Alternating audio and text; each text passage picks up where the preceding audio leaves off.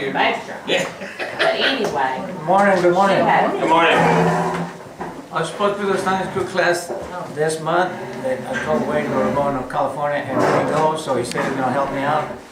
So, thank you, Brother Lewis, and Brother Aaron, and he's gonna do the last Sunday. And I'm glad he's helping me out because this month got 8 Sundays on it. Just kidding. You're looking at Hispanic calendar or what? I know. Okay. We're going to California. We had to cancel because my mom got sick. Okay. Today I want to talk on Give Me My Mountain, and you'll have to be patient because we're going to start at the bottom and start to the top. We're going to say, I know what it is, you know? And,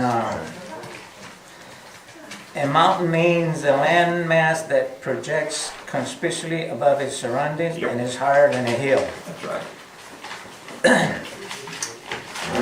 On climbing a mountain, of course, mountains are where God does mighty things. Brother Burma says in the Mark of the Beast, he said, I was thinking about going down. I love mountains. I think about during the millennium, I just like to spend a few million years just roaming around over the mountains. Just looking around, I like that. I think about running into a sister out there in the mountains. Maybe she's been there for a million years, walking along this. How later will you know? Like with a puppy or something. But she'll be walking along with a big tiger or something. I say, how do you do, sister? Would she say, you're Brother Branham? Yeah, how do you do? Sure glad to see you. How long you think now, if you was counting time that you be out here, it be such a thing as time? Oh, a few million years or so, took a little stroll. Oh, won't that be wonderful? And it's just some kind of a mystical dream. It's true. It's true. It's really true. We're going somewhere, but be somebody when we get there. I like that.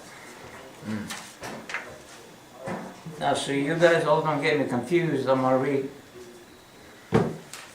It's a song. I was gonna sing it, but I better not do it. No, just read it. Don't kick me out. You're like me, you read better than you sing. You'll know once I start talking about it. It says, life is easy when you're upon the mountain and you got peace of mind like you had never known. But things change and you're down in the valley. So I'll be going up and down, so don't say, I thought I was supposed to talk about mountains, okay? So don't lose faith, child, you're never alone. For God on the mountain is still God in the valley, see? When things go wrong, you'll make them right. And the God of the good times is still God in the bad times. The God of the day is still God in the night. We talk of faith when we're upon the mountain, but the talk comes easy when life at its best. But it's down in the valley of trials and temptation. That's when your faith is really put to the test. Maybe you can sing that song, Steph. No, that'd be nice. That's a good song. Okay, we're going to use the Bible. Sorry, we're going to read a lot on the Bible. Let's go to Genesis 7. We're going to read the whole chapter, and we're going to go to chapter 8 up to the 1 through 4 on chapter 8. So start with chapter 7. And we're going to do, I need all the help I can get, so we're going to responsive reading. Okay. What are you laughing at, brother?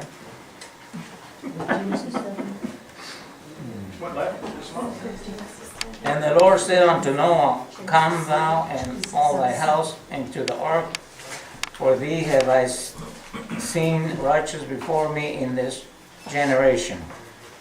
Of every clean beast thou shalt take to thee by sevens, the male and his female, and of beasts that are not clean by two, the male and his female. O fowls also there by seventh, the male and the female, to keep seed alive upon the face of all the earth. For yet 7 days, and I will cause it to rain upon the earth 40 days and 40 nights. And every living substance that I have made will I destroy from off the face of the earth. And Noah did according to all that the Lord commanded him. And And Noah Noah was 600 years old when the flood of waters was on the earth. And Noah went in, and his sons and his wife and his sons' wives with him, and into the ark because of the waters of the flood. A clean beast and a beast that are not clean, and of fowls, and of everything that creepeth upon the earth. There went in two and two into Noah into the ark, the male and the female, as God had commanded Noah.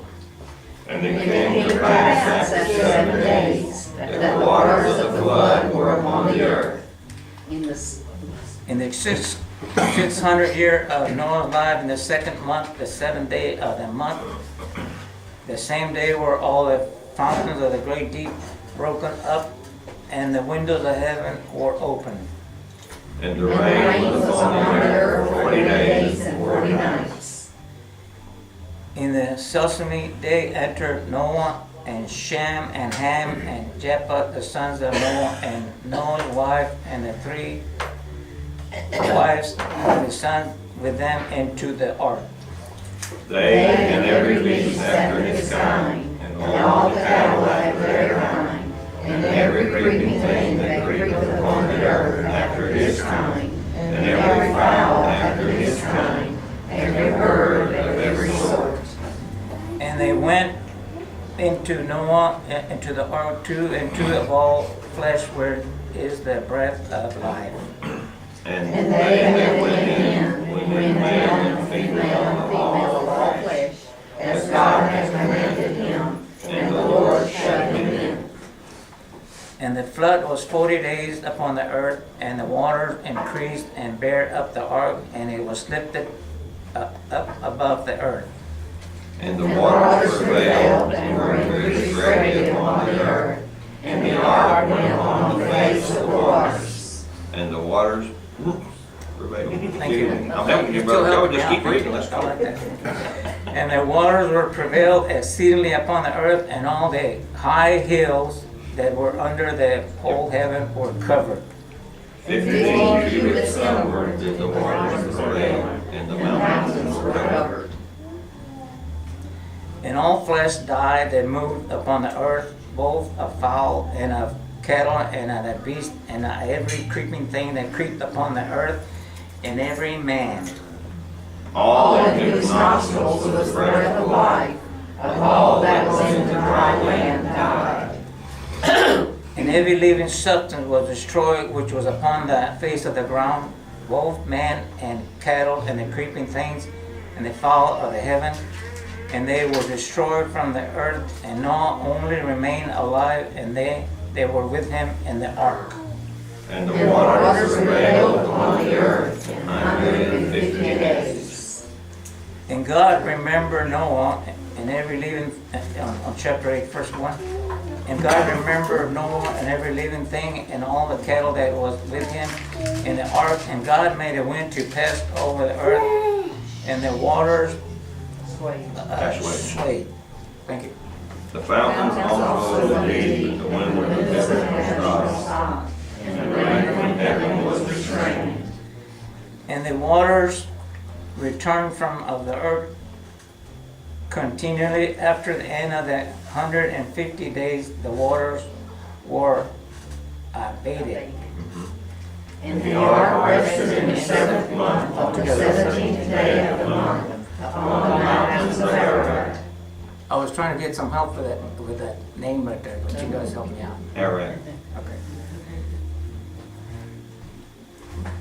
Now, everybody thinks Noah was a simple thing, like the kids saying, well, who built the ark? No, I mean, God destroyed everything except the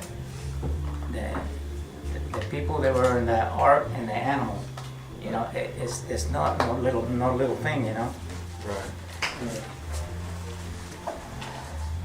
So Noah was 600 years old when the flood came upon the earth, and he reigned 40 days and 40 nights. There's a lot of stuff, 40s in the when we read Noah. Mhm. So Noah lived 950 years old and he died.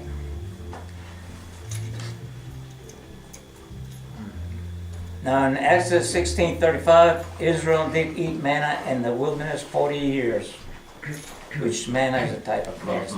Right. Abraham, the intercessor for. Now God did destroy, like Sodom and Gomorrah, but it's just like a city. It's not like the whole world. You know what I mean? So Genesis 18:29, and he spake unto him yet again and said, this is Abraham interceding for the people in Sodom and Gomorrah. Persevere, there shall be 40 found there, will I not do it for 40's sake? In Exodus 24:18, and Moses went into the midst of the cloud and gat him up into the mount, and Moses was in the mount 40 days and 40 nights. Exodus 34:28, Moses, he was there with the Lord 40 days and 40 nights. He did not neither eat bread nor drink water. He wrote upon the tables the words of the covenant and the 10 commandments. Isn't that what Jesus did? Yep. That's right.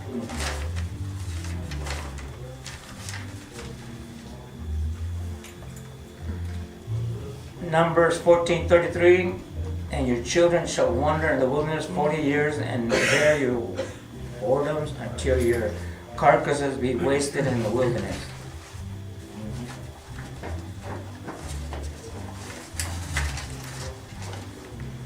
The souls that are in prison, Brother Ron said, Noah's ministry, all ministries done the same. Noah preached that exactly right. He went into the ark, and when he went into the ark, there were 7 days that nothing happened. His testimony preached to the doom. Sodom and Gomorrah, Jesus referred to both of them as coming. Before the coming of the Son of Man, so it shall be like the days of Noah, so shall be in the days of the Sodom. He referred to Noah. Noah had 3 pools, and his third pool was to the lost after the door was shut, for God let it sit right there when nobody could enter or go out. They were inside for us on the 7th mountain, the highest mountain. That's where he settled the ark. Can you all say that name? Ararat. Ararat. A-R-A-R, Ararat. Just say it like it looks, Ararat. I need help with You that. say it again, Ararat. Ararat. That's good. That's it. You got it. Oh, Write it 100 times between now and Sunday, bring it to class. I'll bring it Or next week. speak it on your report. Yeah.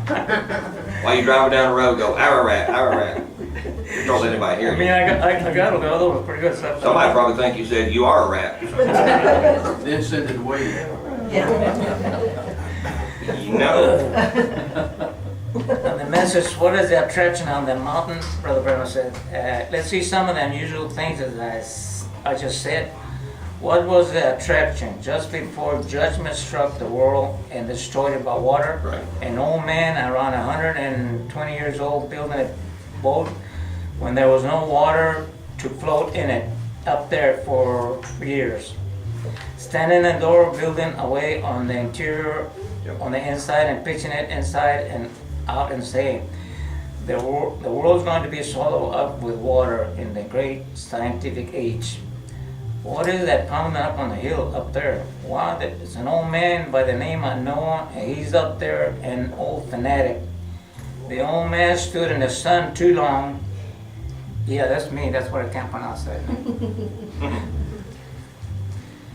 He's sunstroke. He's out of his mind. He's building what he calls an ark and saying water is coming from up there where there's no water, and it's going to float all the people around, and everybody that don't hear his message and everybody that won't come into the ark is going to be drowned.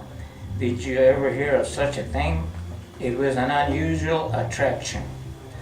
I imagine when the people wanted a good laugh, they went up and stood before the ark door and laughed. Well, you said it was going to rain 100 years ago, Grandpa.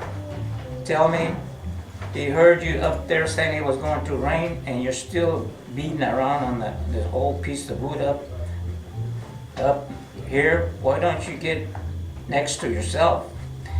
But it was God getting ready to confirm a promise and to fulfill a prophecy that his prophet had made. Very unusual. God fulfilling his promise to Noah while others was laughing. God was also getting ready to make history to show others, even to this day, that he keeps his word no matter how unreal it seems and unreasonable. He still keeps his word. He was making it an example of the old man pounding on the earth. For these people here in America tonight, all over the world, no matter what science says, what they say, this or that or the other, he still keeps his word. He was making history.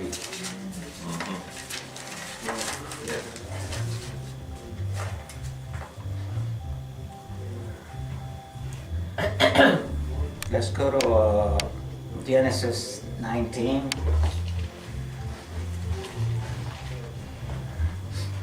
(27 to 29).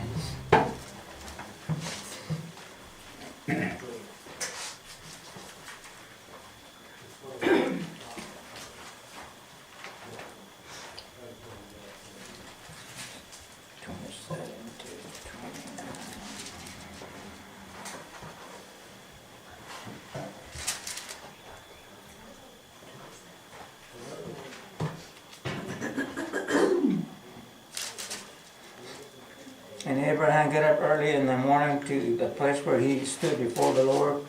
And God looked toward Sodom and Gomorrah and toward all the land of the plain, and beheld, and lo, the smoke of the country went up as the smoke of a furnace. And it came to pass, when God destroyed the cities of the plain, that God remembered Abraham and sent Lot out of the midst of the overthrow, when he overthrew the cities in which Lot dwelled. I got some notes in there.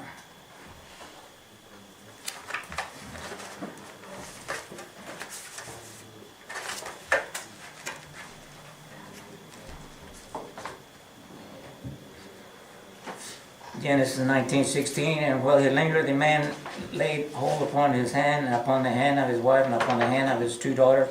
The Lord being merciful unto him, they brought him forth and set him without the city. And it came to pass, when they had brought them forth abroad, that he said, Escape for the life, look not behind thee, neither stay thee in all the plain, escape to the mountains, lest thou be consumed. And Lot said unto them, O no, so my Lord, and behold, now thy servant hath found grace in thy sight, and thou hast magnified thy mercy, which thou hast showed unto me in saving my life. And I cannot escape to the mountain, lest some evil take me and die. Behold, now this city is near to flee unto, and it's a little, and let me escape thither. It's not a little one, and my soul shall live. And he said unto him, See, I have accepted thee concerning this thing also, that I will not overthrow the city for which thou hast spoken.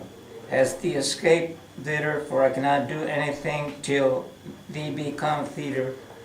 Therefore the name of the city was called Sor. And the sun was risen upon the earth when Lot entered into Sor. And the Lord rained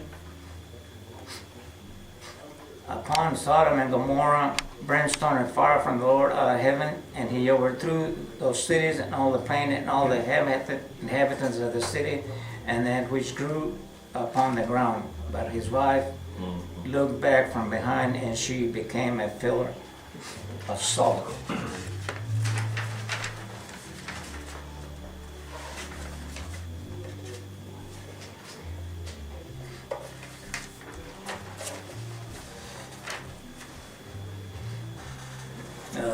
Genesis 22, 1 to 14. And it came to pass after these things that God did tempt Abraham, and said unto him, Abraham, and he said, Behold, here I am. And he said, Take now thy son, thy only son, Isaac, whom thou lovest, and get thee into the land of Moriah. See, I can say that one.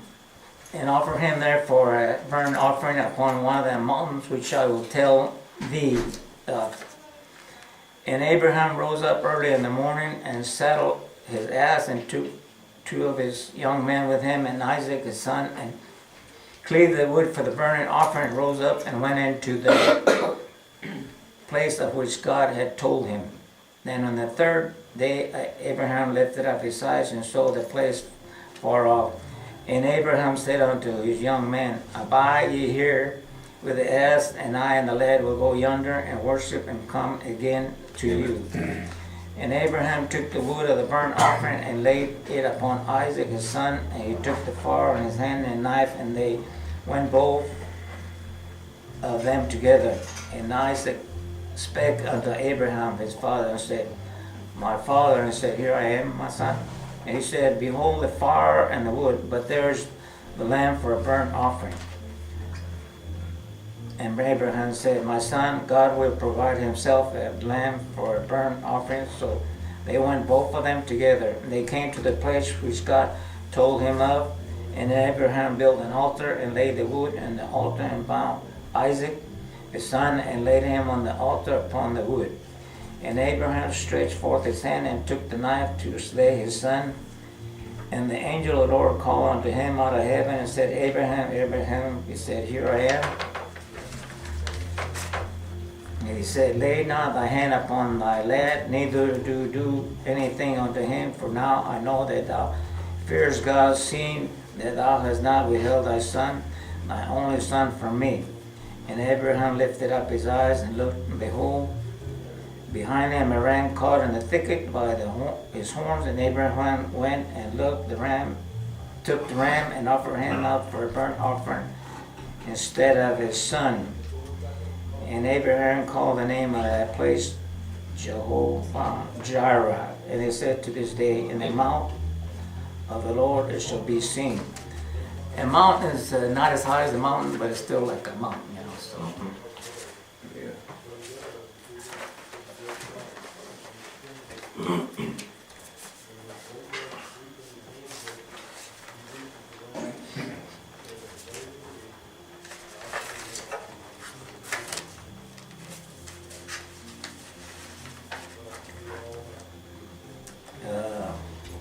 Let's go to Exodus 3, 1 through 12.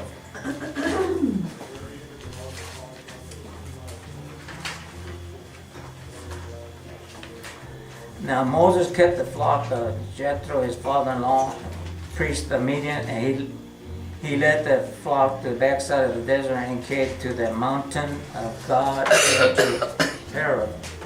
And the angel of the Lord appeared unto him in a flame of fire out of the midst of a bush, and he looked, and behold, the bush burned with fire, and the bush was not consumed. And Moses said, I will not turn aside and see this great sight, for the bush is not burned. And when the Lord saw that he turned aside to see, God called unto him out of the midst of the bush and said, Moses, and Moses. And he said, Here I am.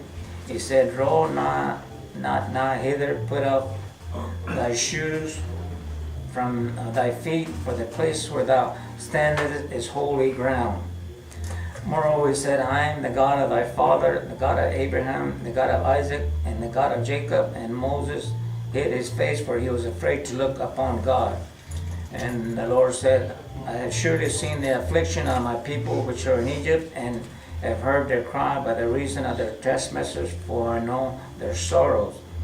And I come now to deliver them out of the land of Egyptian, and to bring them up out of the land unto a good land, and at large, unto a land flowing with milk and honey, unto the place of the Canaanites, the Hittites, and Amorites, and the Perizzites, and the Hivitites, and all the Jebusites, and all them guys.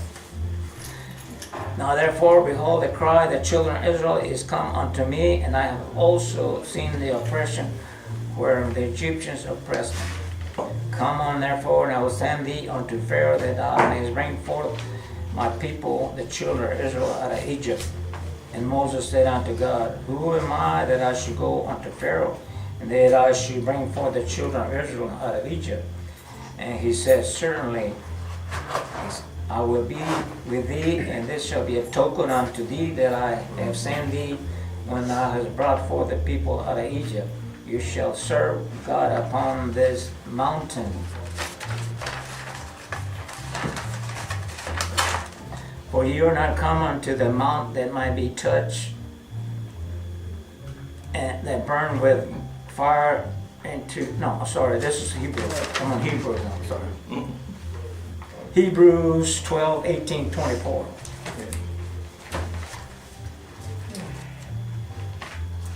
For you are not come unto the mount that might be touched, and that burn with fire into blackness and darkness and tempest, and the sound of the trumpet and the voice of the words which thy heard entreat that the word should not be spoken to them any more.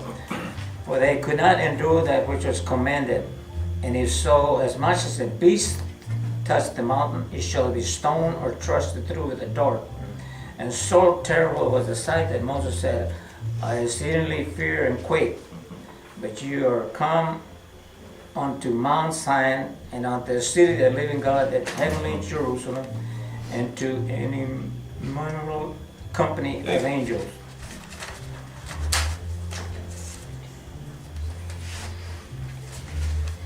Shows the Father, brother, and says it's like a 3-foot rule. You got 12 inches here, you got 24 inches here, you got 36 inches here, but it's the same rule. God the Father was revealing himself, unfolding himself, trying to get to man. God the Father was manifested in a pillar of fire that hung on the mountain. Even Moses dreaded the quake. Is that right? If any, even a beast come near the mountain, had to be trusted through with a dart. Is that right? The same God was manifested in flesh and dwelt among us in a virgin-born body in order of take away our sin. Do you believe that God was the Son? You believe that is the same God, my Father and I are one. My Father dwell in me. It's not me that doeth the work, it's my Father. That was Jesus talking about his Father. The same God revealed down here in a body of flesh who hung in a pillar of fire. A personal experience with God. And now Moses had been a bitter failure, but out there now, we see his attention attract the burning bush, and he looks to the burning bush to find out what the trouble was. I was walking close to it. Fire usually brings an attraction. Usually the Holy Spirit, when it comes in a manner of fire, attracts the attention of the people. And when Moses turned aside to consider this burning tree that would not burn up, God spoke to him a fresh vision by an angel.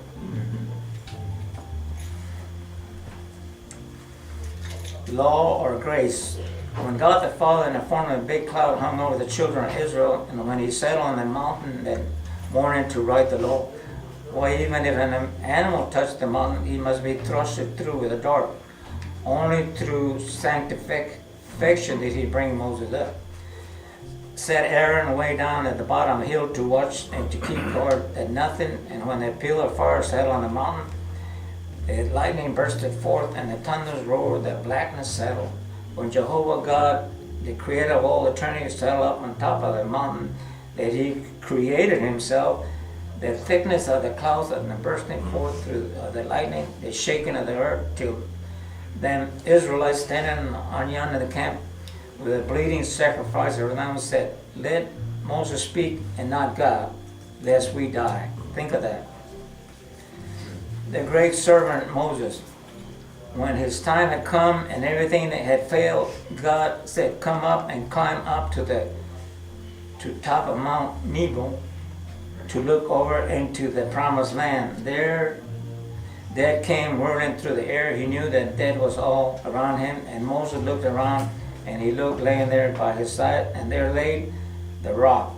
He stepped on the rock. He followed it all the way through the wilderness, or it followed him. He stepped off on the rock, and God sent some pallbearers and angels down and packed him away up the rock. Hallelujah. The rock had fed him when he was hungry, given him water when he was thirsty, and taken him to home in glory.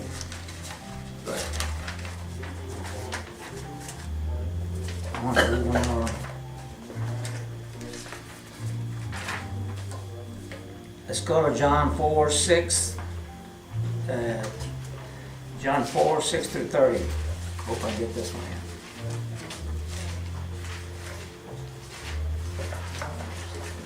Why don't we do responsive reading? It's quite long, so we can get it done. Now, Jacob's well was there. Jesus, therefore, being weary with his journey, sat that on the well, and it was about the 6th hour. There cometh a woman of Samaria to draw water.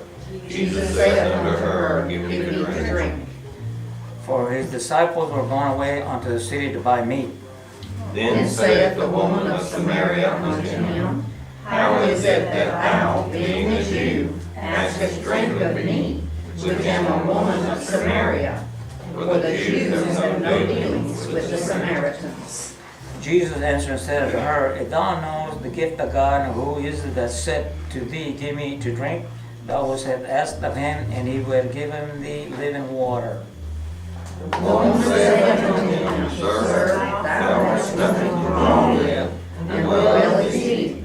From whence then hast thou that living water? Art thou greater than our father Jacob, which gave us a well, and drank thereof himself, and his children, his cattle?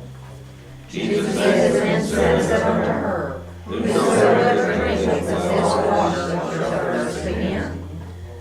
But whosoever drinketh of the water that I shall give him shall never thirst, but the water that I shall give him shall be in him a well of water springing up into everlasting life. The woman said unto him, Sir, give me this water, that I thirst not, neither come hither to draw. Jesus said unto her, Go call thy husband and come hither. The woman answered and said, I have no husband. Jesus said unto her, Thou hast well said, I have no husband. For thou hast had 5 husbands, and the whom thou hast is not thy husband, and that saith thou truly. That woman said unto him, Sir, I perceive that thou art a prophet. Our fathers worship in this mountain, and you say that in Jerusalem is a place where we ought to worship? Jesus saith unto her, Woman, believe me, the hour cometh, when ye shall neither in this mountain, nor yet at Jerusalem, worship the Father. You worship not what we know, what we worship, for salvation is of the Jews. But the The hour cometh, and now is, when the true worshipper shall worship the Father in spirit and in truth, for the Father seeketh such to worship him. God is a spirit, and they worship him must worship him in spirit and in truth. The woman said unto him, I know that Messiah cometh, which is called Christ. When he is come, he will tell us all things. Jesus said unto her, I that speaketh unto thee am he. And upon this came his disciples and marveled that he talked with the woman. Yet no man said, What seekest thou? Or why talkest thou with her? The woman that left her water pot and went away into the city and said to the men, Come see a man which told me all things that were I did. Is this not the Christ? Now what did Jesus, you're not supposed to add to the word, but what did Jesus really tell her? I said, I'm gonna have grace on you. I'm not gonna make you climb the mountain like I did Moses. Right. Or take your shoes off. I'm here, worship me here. I'm right here. Right. And you're not gonna take your shoes off. How are you gonna run into the city and convert everybody? Right. Right. Yeah. How much time I got? I go to waste time. You got a few minutes. You lost your place now. You're open back up. Right. Turn it off. I had some bottles